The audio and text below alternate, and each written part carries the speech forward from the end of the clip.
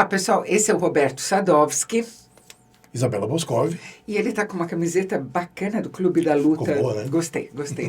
Muito bem, e nós aqui hoje vamos falar dos 10 indicados a melhor filme. E vamos pela ordem alfabética, certo? Para não ter treta. Para não ter treta, para ninguém dizer que a gente está colocando algum carro aí na frente dos bois. Tal. Nada disso. Bom, a ordem alfabética começa com Ainda Estou Aqui. Olha só que certo? bom. 3 indicações, incluindo melhor filme, melhor atriz, melhor filme internacional. Roberto, quais suas impressões sobre as chances de Ainda Estou Aqui na noite do dia 2 de março? É engraçado porque a gente que fala de Oscar há muito tempo, a gente vive de momentos em momentos, né? É. Então tem um momento que não tem chance nenhuma, tem um momento que a gente fala, yay, pode ser. E eu acho que hoje eu estou num momento de otimismo com algumas categorias do filme.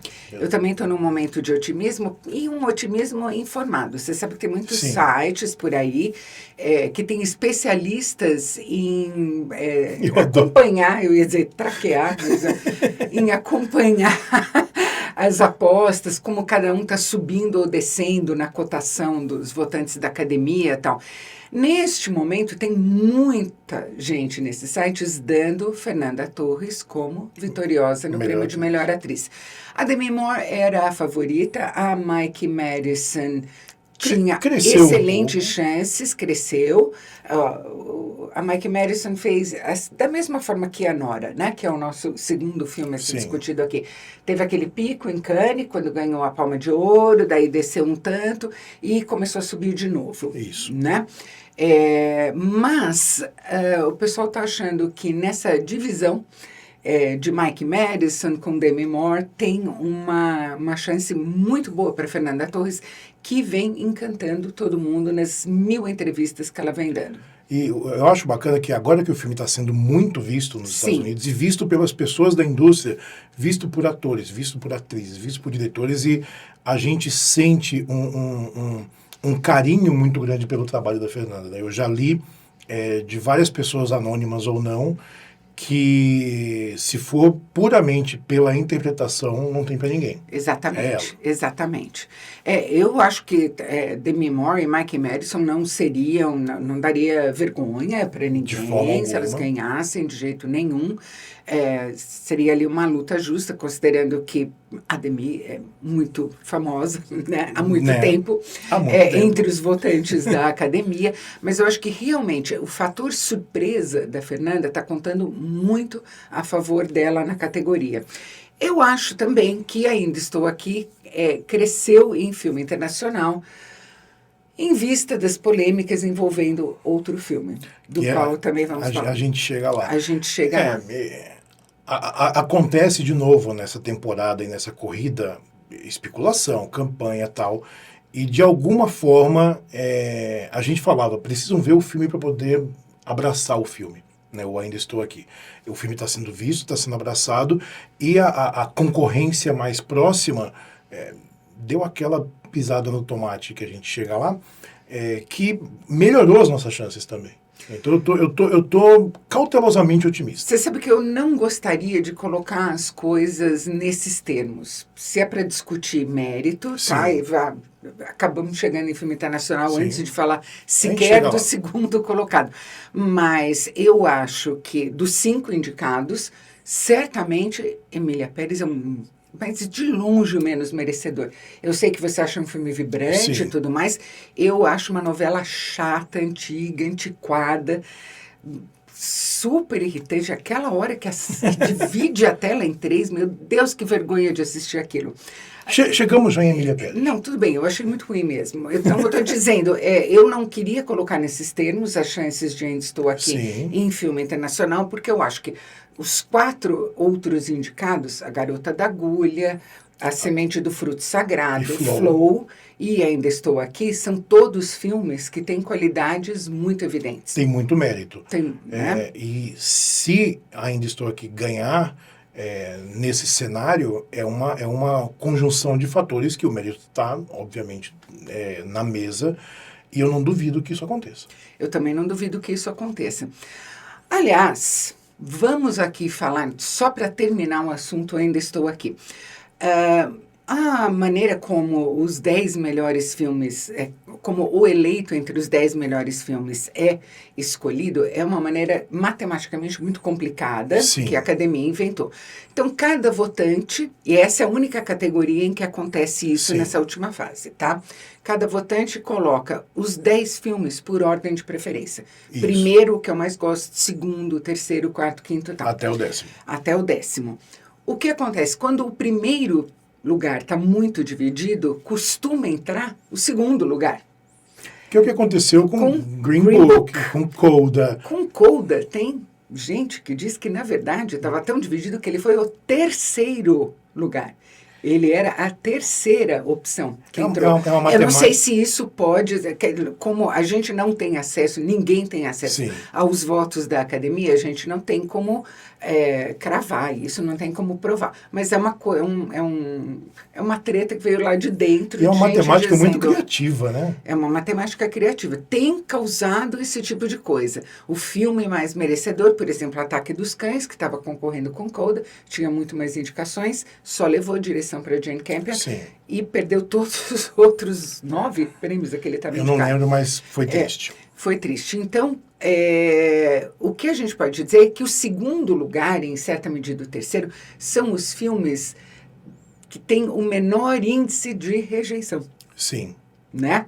E ainda estou aqui, neste momento, é de longe o filme com menor índice de rejeição entre os 10 indicados. Podemos sonhar. Podemos sonhar. Sonhar é permitido e podemos sonhar. Vai que... Tá um negócio, né? Eu gostaria que fosse uma unanimidade e tudo mais, mas a gente não sabe. A gente com a matemática. A gente vai lidar com a matemática. Mas ia ser divertido ver amigos subindo no palco, né?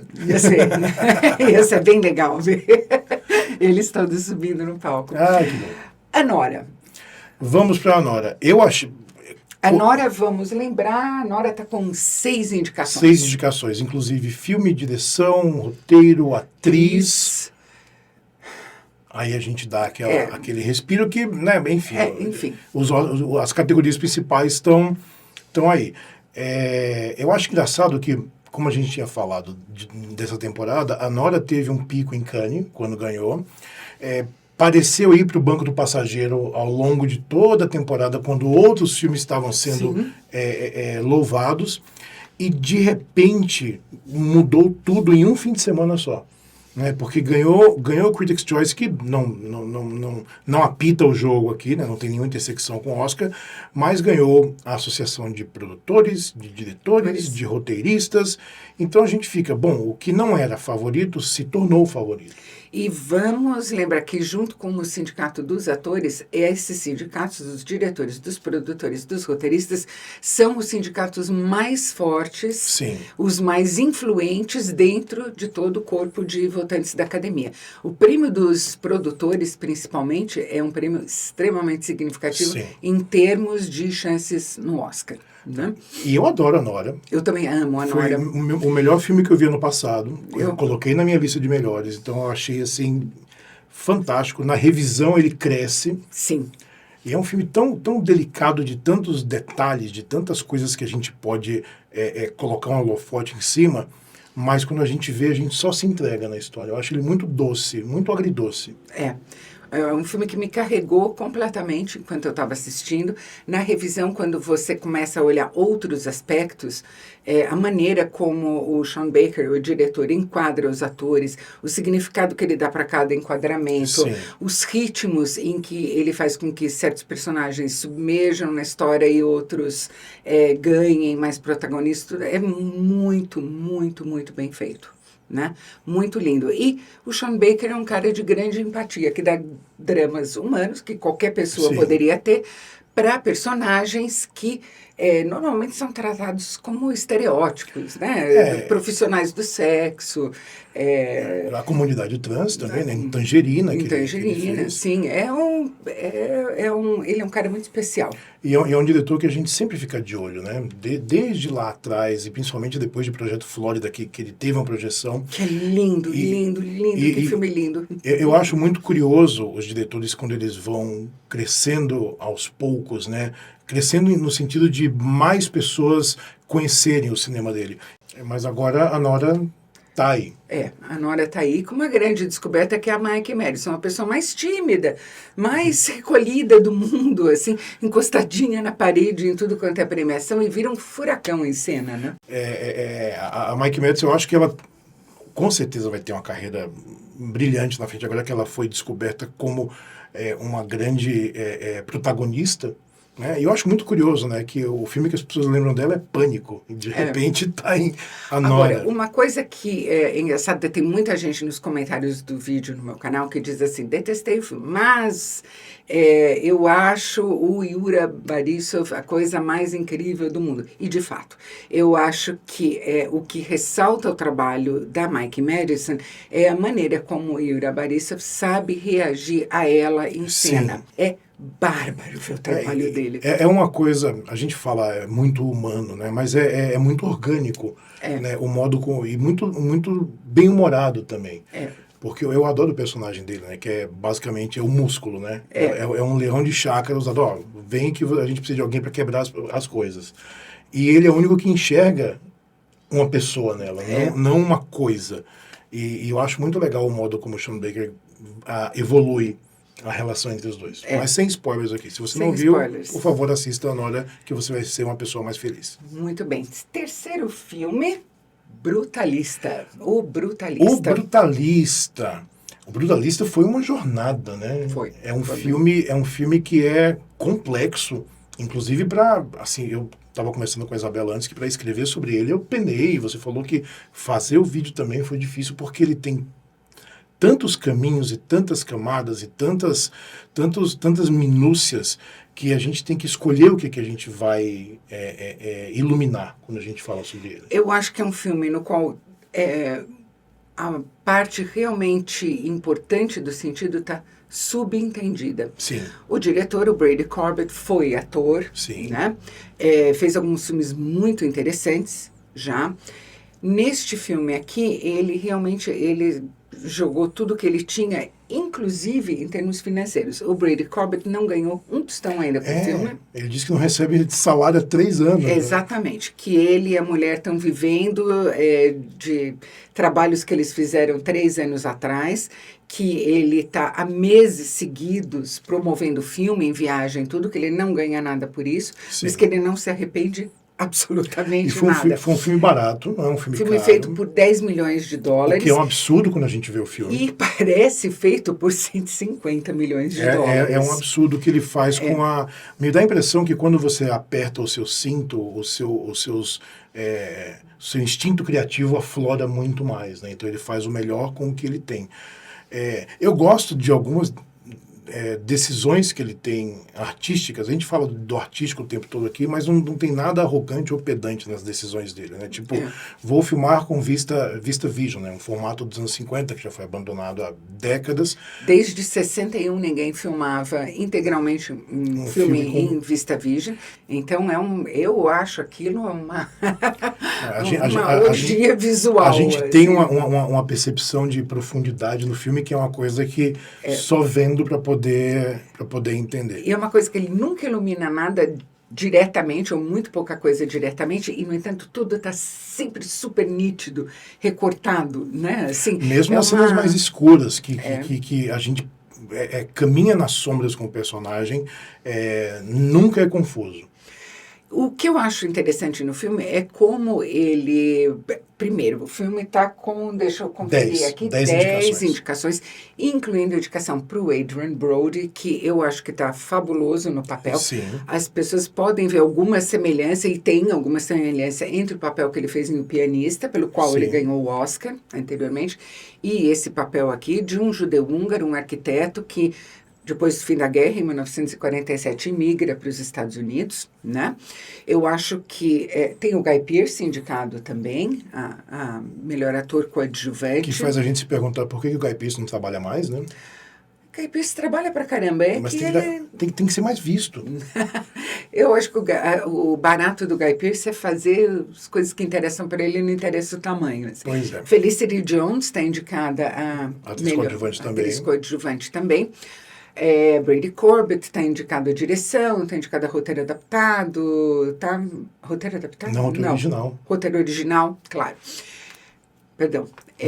Mas o que eu acho interessante é como ele pega um momento do século XX, que foi um momento sísmico do século XX, Sim. né? Segunda Guerra Mundial, Holocausto, reorganização geopolítica, a emergência dos Estados Unidos como a grande potência mundial, as cartas em todo o Ocidente, e ele traça alguma coisa de muito subjetiva do clima, de como o mundo está diretamente entre esse momento e o momento em que a gente está, sem nunca falar do momento em que a gente está. Não, ele não precisa, né? Eu acho curioso como ele fala do sonho americano, né, do imigrante que vai se reinventar, que ele saiu de uma situação horrível, e ele vê que o sonho não é tão sonho assim. Né? O sonho, ele exige coisas das pessoas que o tempo passou e a história não mudou, né? Pelo que a gente vê, só piorou.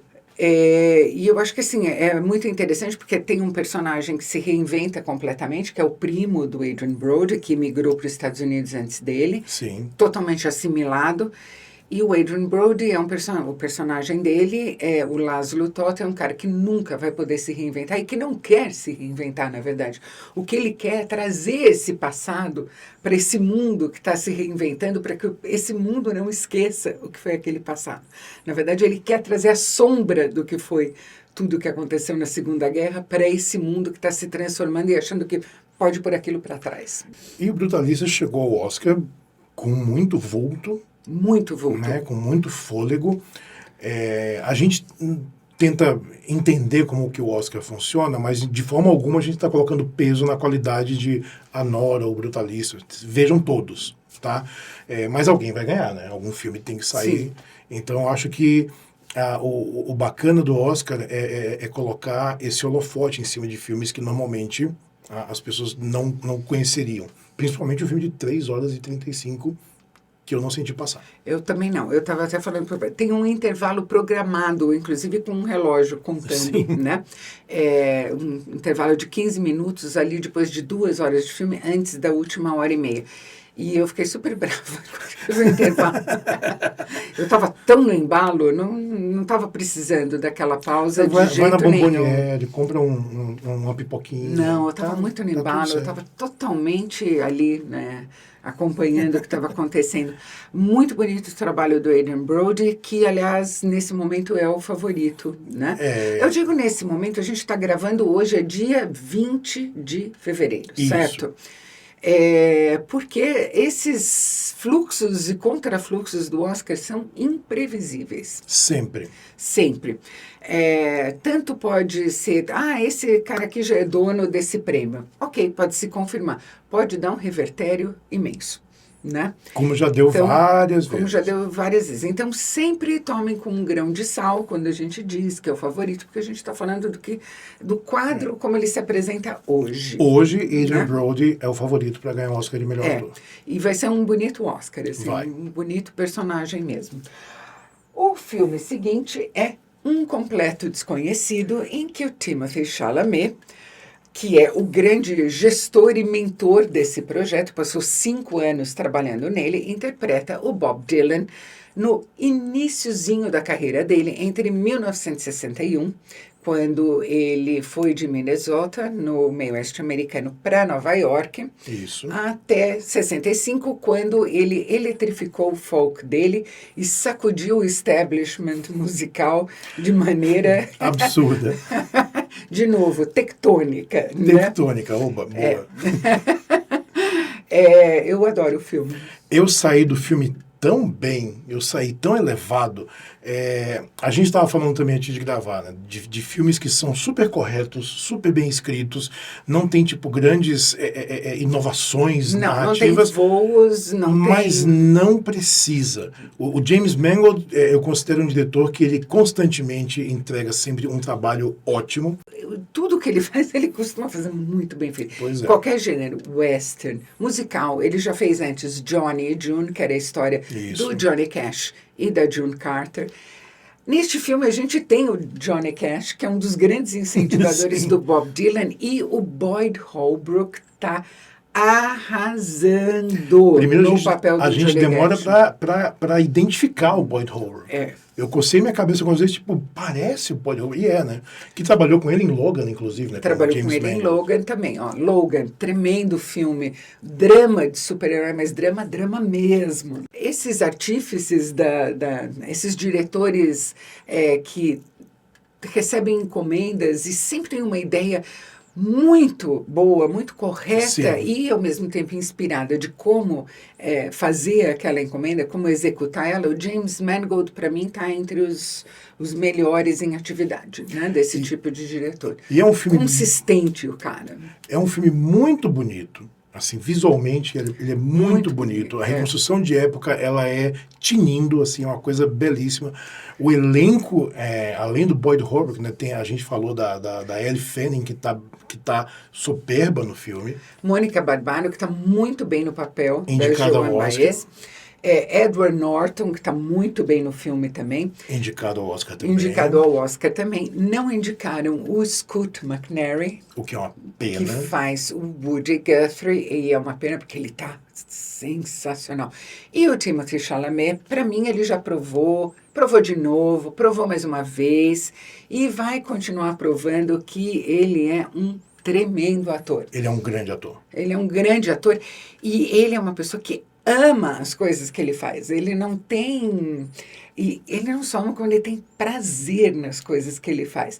Vamos dizer, o som aqui é todo captado ao vivo. Sim. São performances captadas ao vivo. Os atores estão cantando. E ele faz um Bob Dylan muito bom. O que é louco, você tem que cantar, mas você tem que cantar num registro Bob Dyliano. Anasalado, muito peculiar, a maneira como ele escande os versos das letras é muito particular também. Aliás, você vê uma música atrás da outra no filme, é assim, vai escrever bem assim lá na Casa do Chapéu. É difícil não se emocionar com todos os momentos que as músicas são criadas, desenhadas, executadas. É uma paulada. Não, e como escreve, né? O Bob Dylan ganhou um prêmio Nobel de Literatura que ele não foi receber, não reconheceu que tinha ganhado. Ele é uma pessoa que sabe muito bem o que é importante para ele, o que não é, qual é a dele. Isso fica bem claro, aliás, no final do filme, é uma parte muito importante, né? Essa em que o filme se encerra. Mas se tem um compositor, se tem um letrista do pop, rock, folk, ou qualquer coisa do século XX que merece um Nobel de Literatura. É o Bob. Bob, desculpa, é você. Você também, viu, Bob? Obrigado. Mas o outro Bob tá... O outro Bob, eu vou te dizer, o outro Bob é qualquer coisa. Tá daquele jeito. E é um belíssimo filme, por favor. É muito gostoso de ver, muito legal. Agora a gente tem com 8... faltou dizer 8 indicações, completo desconhecido. 8 indicações. E também com 8 indicações, o filme seguinte é Conclave. Conclave. Gosto muito de Conclave. E tem uma coisa no filme do Edward Berger que ele transforma uma reunião religiosa, né, um evento comum para o dogma católico, né, a escolha de novo Papa, num thriller que me cativou, assim. Eu não sei se é essa junção de elementos, a trilha, o modo como o Ralph Fiennes constrói o personagem dele, né, o Cardeal Lawrence, o modo como o Edward Berger conduz o filme, como... A maneira como ele fotografa o filme com tanta simetria, com um jogo de cores. Ele gosta disso, né? Super importante o jogo de cores. Eu acho que visualmente, para mim, é o filme mais bem resolvido desse Oscar. Eu acho que a direção de arte é brilhante, até porque a gente sabe que tudo ali é estúdio, porque ninguém bota os pés lá dentro do Vaticano para filmar. E o figurino, o modo como ele divide a opulência de alguns cardeais para a simplicidade de outros, para a percepção de simplicidade de outros. É um jogo que ele vai mexendo com a cabeça dele, jogando elementos que, quando eles são revelados, a gente fala, estava lá o tempo todo. Ele estava conduzindo. Eu achei curioso que teve bastante gente que falou assim, puxa, falar de igreja, mistura política. Não existe nada, nunca existiu nada tão político quanto religião. Sempre foi. Desde sempre. Né? Desde que o trono de Pedro, que é o cargo do Papa, né? É o posto que ele ocupa, foi criado, né? Isso faz uns 1.700 anos, mais ou menos, sempre foi um processo extremamente político, sempre foi um processo de disputa de poder, de visões sobre a igreja, de visões sobre como exercer poder sobre o mundo, né? Então, sempre foi um processo extremamente político. O que eu acho interessante é que o livro no qual ele se baseia é um thriller mesmo, de qualidade mediana. Eu acho que o Edward Berger e o excelente roteirista dele, o Peter Straughan, elevam esse material muito, mas muito mesmo, com a maneira como eles enxergam certas coisas. O que eu acho dessa direção de arte, dessa maneira simétrica, ultra rigorosa do Edward Berger de filmar, é assim, o rito existe para conter o que tem de humano, incontrolavelmente humano, em todas essas pessoas que, em tese, pelo menos, estão a serviço do divino. Algumas estão mesmo, algumas sentem que estão, outras, mais ou menos, outras estão ali por oportunidade. Mas eu acho tão bonita essa ideia. E o poder é sedutor, né? Mesmo quando você é um homem de Deus, ainda é um homem. Então, está sujeito às vicissitudes do poder e essa manipulação. O que eu gosto muito é que ele implica que o mundo está atravessando um momento turbulento, coisas estão acontecendo do lado de fora, mas a gente é privado de ver isso, porque estamos isolados junto com todos eles no conclave. A gente não sabe o que está acontecendo lá de fora, a gente só consegue supor. E isso eu acho que aumenta a temperatura do resultado que pode acontecer nesse conclave. E eu acho que tem uma metáfora também sobre, você tem todos os fiéis esperando o resultado, a gente, aliás, nem vê os fiéis, né? Não. Na praça de São Pedro, no Vaticano, e na verdade, é uma metáfora sobre como o poder está concentrado, como todos nós estamos à espera de alguma coisa, na qual a gente não tem nenhuma agência, não tem nenhuma possibilidade de influência. É interessante essa metáfora dele também, eu gosto disso. Eu acho que é um filme que trabalha muito bem essas coisas e melhora muito o material do qual ele partiu, sem nunca perder esse lado de entretenimento do thriller. Porque é o principal, né? É entretenimento, né? Se você falar para alguém, vamos ver um filme sobre o conclave, são cardeais escolhendo o novo papa. Sono, não. Mas não dá sono nenhum. Nenhuma. Vamos partir para o próximo? Vamos lá. Duna parte 2, com 5 indicações. Eu acho curioso que eu também li muitos votantes, anônimos ou não, falando Duna tinha que ter mais indicações, Duna tinha que ser melhor reconhecido e tal. Eu já acho fantástico hoje uma ficção científica continuar sendo reconhecida pelo Oscar. Eu acho que esses sabores podem estar mudando e eu fico muito feliz como fã do gênero em ver Duna lá. Gosto muito do Duna 2. Gosto muito do Duna 2. Eu sou uma Duner. Duner. Mas também não é uma Duner. Do Villeneuve. Não é qualquer Duna, não. Não é qualquer Duna. Que já tivemos várias, né? Já. Mas eu acho que o Villeneuve tem um respeito profundo pelo material. Ele entende o que é cinematográfico ali e o que no texto do Frank Herbert é expositivo demais, então ele lima muito essas partes. O estúdio ter topado dividir a história acho que ajudou no ritmo, então a gente tem uma história continuada, mais ou menos como foi o Senhor dos Anéis, né? Você vê uma história que às vezes funciona como partes, mas você vê o Duna e o Duna parte 2 é uma história que se constrói, né? E deixa a gente curioso para ver como é que ele vai terminar esse trem dele aí. Com Duna Messias. Mas... previsto para sabe-se lá quando. Acho que é 2027, nessa altura. Na melhor das hipóteses. Mas eu gosto que ele juntou um elenco que abraça o jogo com ele, né? De novo o Timothée Chalamet, né? Timothée, estamos aí. Timothée massacrando, né? Gente, aquela cena do conclave no final, aquilo é maravilhoso. E é um personagem que não é um herói, né?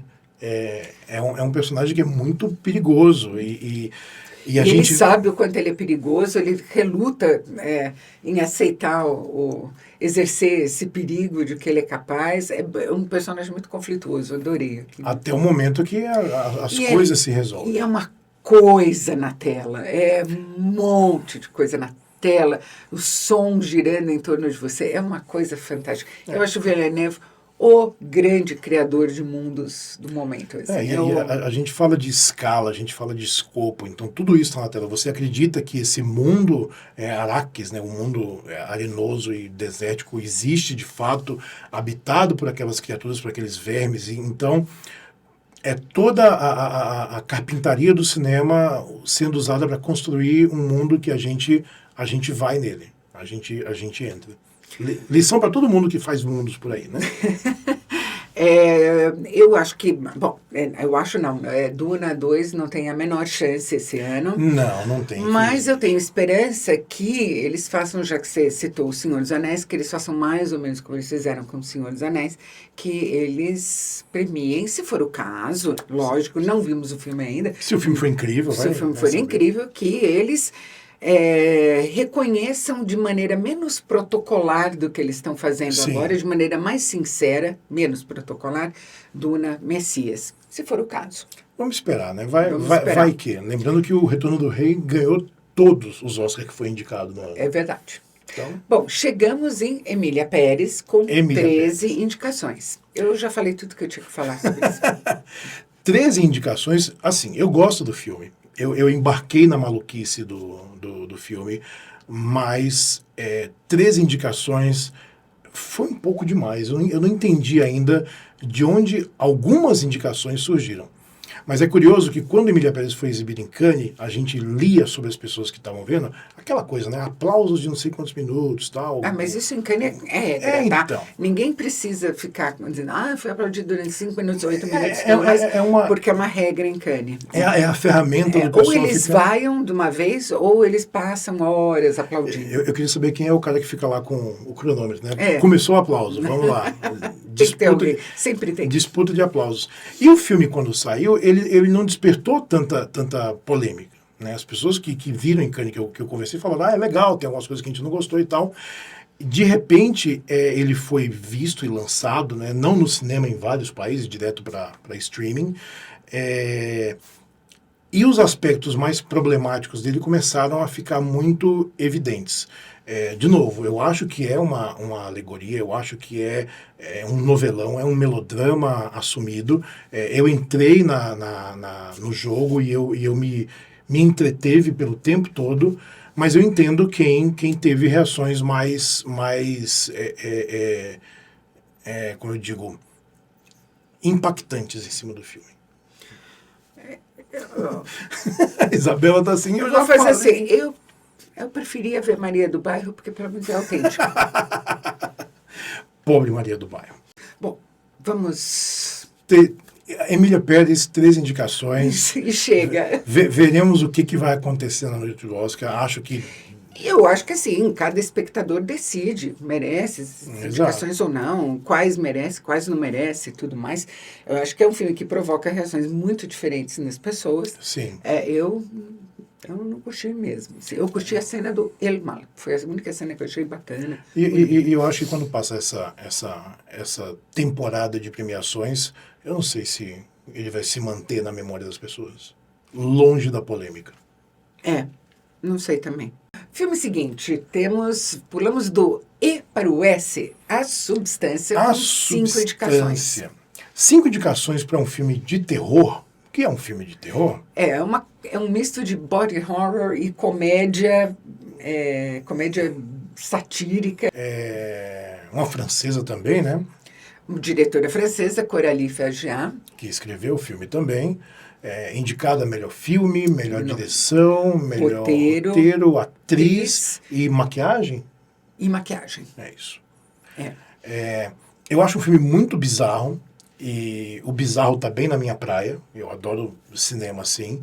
E é muito surpreendente quando um filme que é tão bizarro consegue abraçar tanta gente no mundo. E eu acho que é um indicativo de que talvez algum conservadorismo que a gente sempre associou à academia e ao que é um filme de Oscar possa tá mudando para algo um pouco mais plural, com essa abertura que eles fizeram de membros do resto do mundo, tal. Talvez isso tenha dado um fôlego ao filme. E a própria Demi Moore, né? O americano adora essa história de superação dos seus pares, né? Tal desaparecida, de repente teve um grande sucesso, de repente todos voltam a falar dela. Então tem alguns pontos que contam a favor do filme. E eu gosto do filme. Eu gosto pra caramba do filme. A Coralie já perdeu o distribuidor dela inicial, que estava bancando uma parte do filme, por causa dos 20 minutos finais.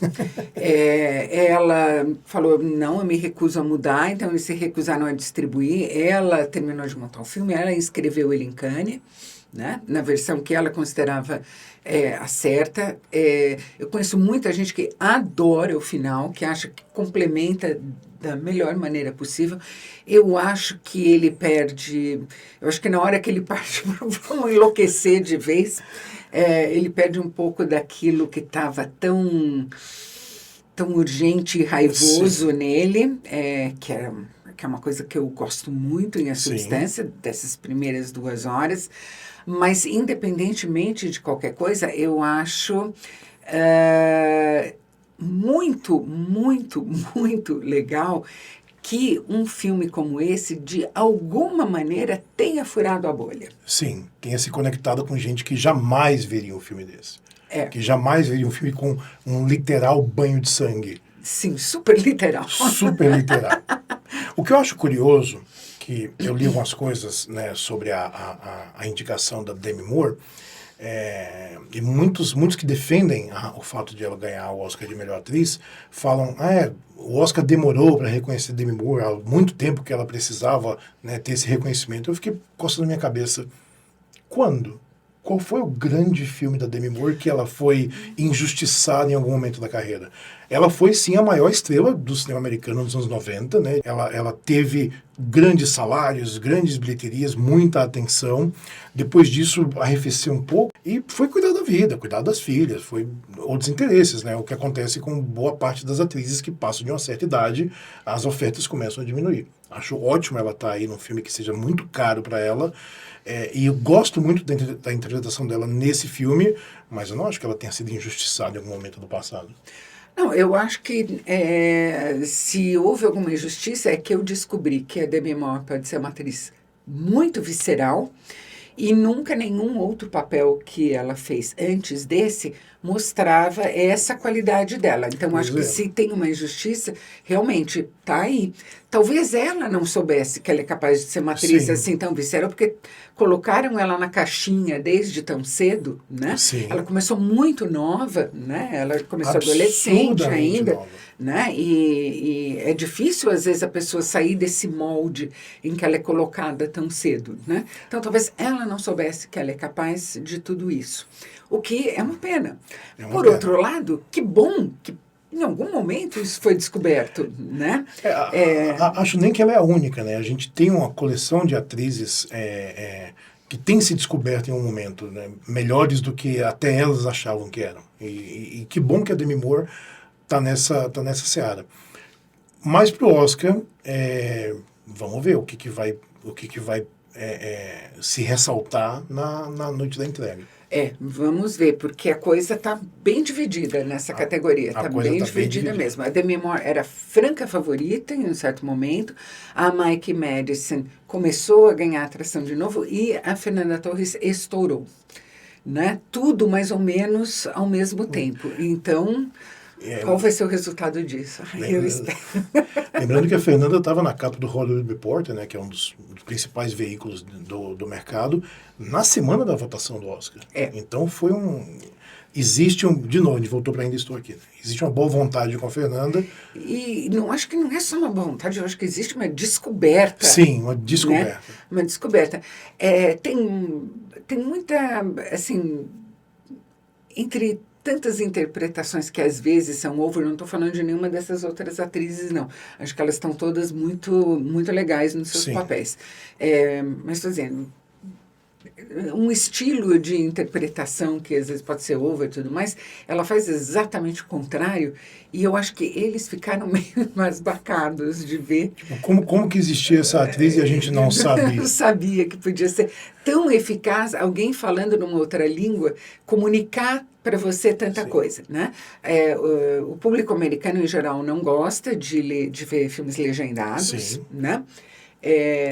Tem uma certa resistência, daí a presença reduzida de filmes de outras nacionalidades no Sim. Oscar, inclusive Biriri Bororó, né? Mas eu acho que eles ficaram espantados em ver quanta coisa uma pessoa cujas palavras eles não estavam entendendo conseguia comunicar para eles. Isso que eles não conhecem a Vania ainda. Muito bem, vamos continuar agora com... Ai, não, eu troquei uma ordem aqui. Antes da substância tinha... Não, tá certo. Né? Não. Tinha Reformatório Níquel. Reformatório Níquel, né? Reformatório Níquel, Isso. que tem 2 indicações, melhor filme e roteiro adaptado.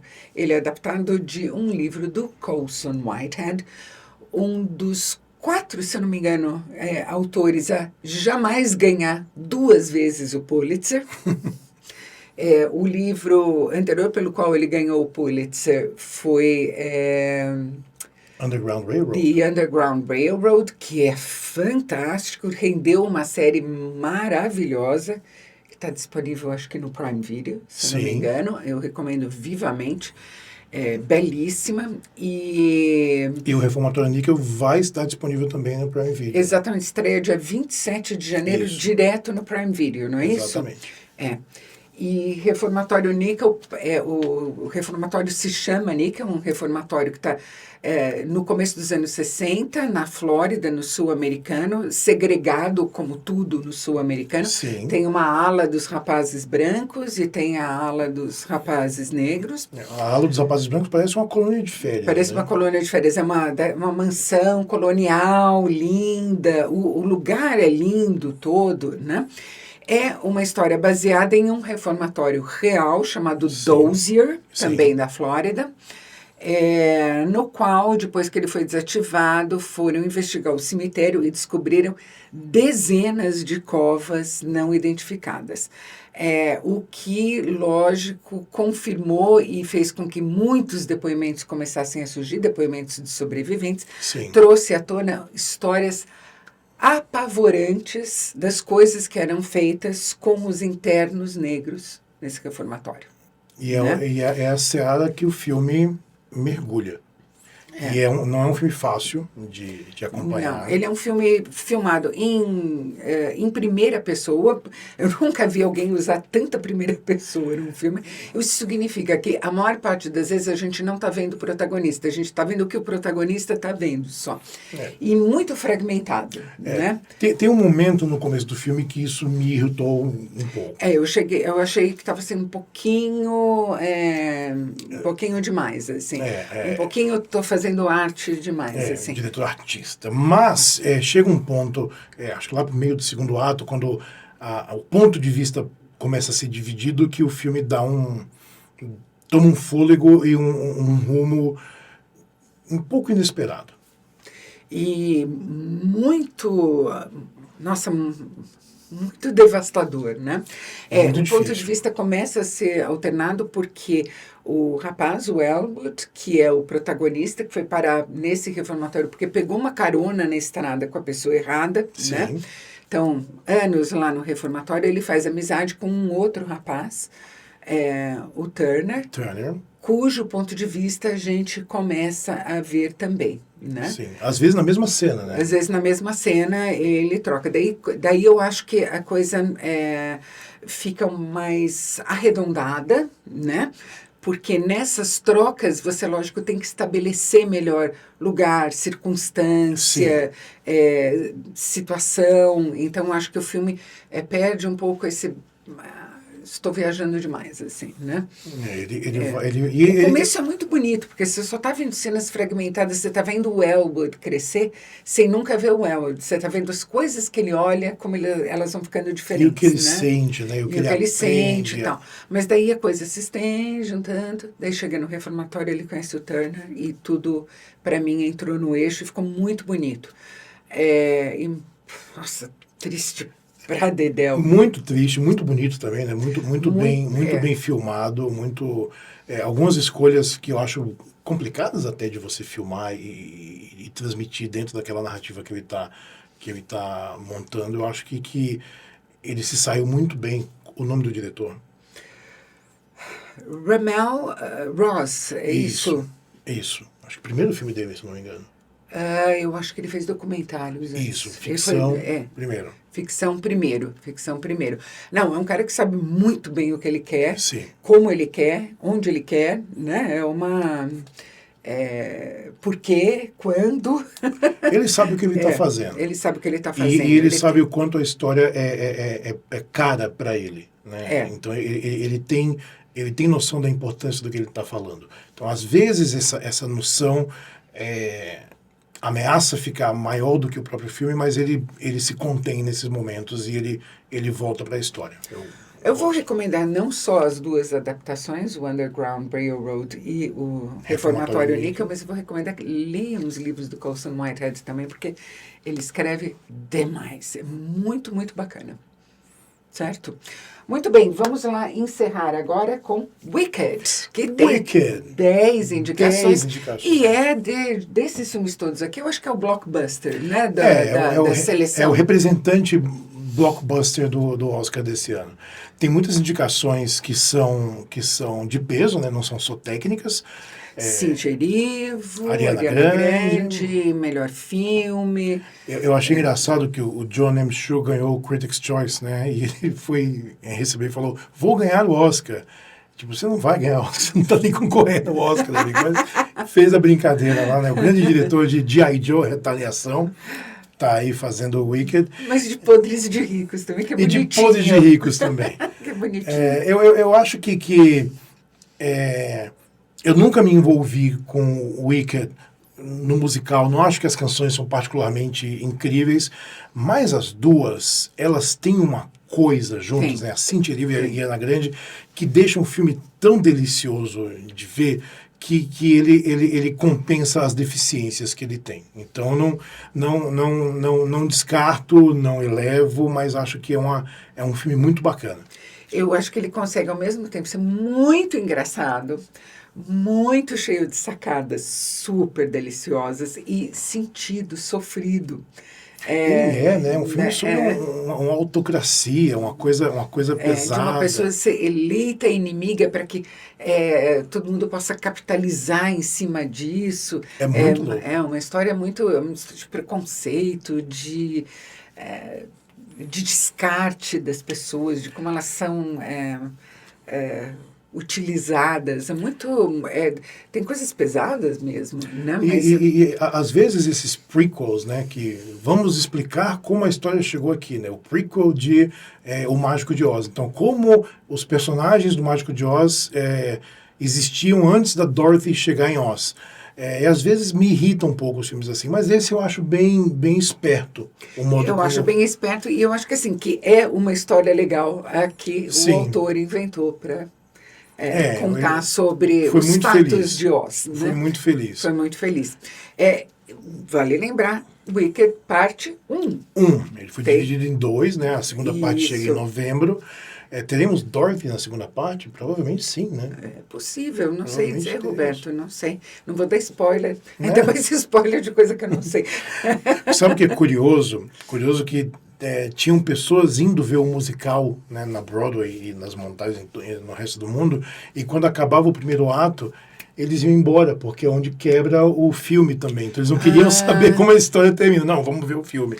Que interessante. E assim, gente, que bizarro, né? Mas tá aí. Se você quer spoiler, vai no teatro e assista Wicked. Vai saber o que acontece. Muito bem, pessoal. Isso foi a nossa discussão animada.